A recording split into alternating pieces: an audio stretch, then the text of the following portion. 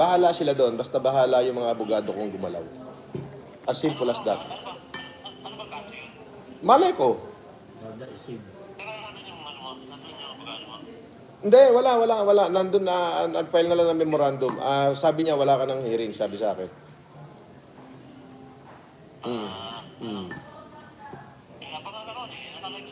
Hindi, wala akong hearing. Sino paniniwalaan natin? Si Poblador? Yung abogado natin? O sila? Sila lang ang may hearing. Sila lang ang may hearing. Tapos, syempre, natatakot sila na baka lutangan ko, na baka gawin ko yung ginawa nila sa akin, na baka lutangan ko sila. Di ba, nung nakaraan ako may hearing, wala naman sila, di ba? Tapos nagpadala sila ng bus sa akin, ng haras. Natatakot sila na baka gawin ko the same. Kaya, syempre, nagtawag. Papaniwala ka na ba? Wala yun.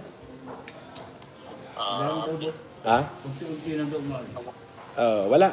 Ginago lang niya yung mga viewers niya. Sabi ng kapakit natin.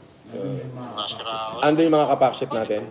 Ginago lang niya yung mga viewers niya. Ginago lang niya. Nasa fiscal pa lang yung ano, di ba? Mga kaso niya. Wala yan. Ginago lang niya yung ano, yung mga viewers niya. Hayaan mo, sila naman nagsasuffer, hindi naman tayo. Di ba? Ganun sila kawalang niya. Ganun lang yun. Okay, nakalive ba ba?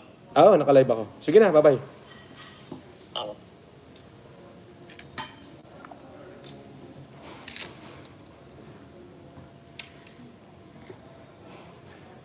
Dami-dam, boss idol kita. Magaling ka mag-terno.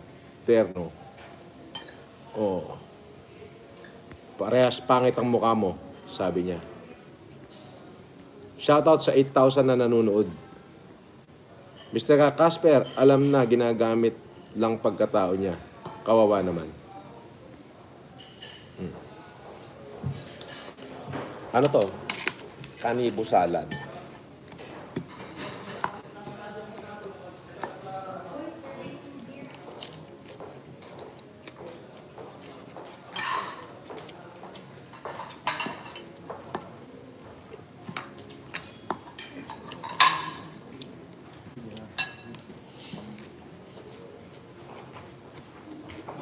Morning, sir. Right. I-serve lang po namin yung warrant. Okay. Ikaw po ba si Norman Magusin po? Mm. Alias Francis Leo Marcos? Mm.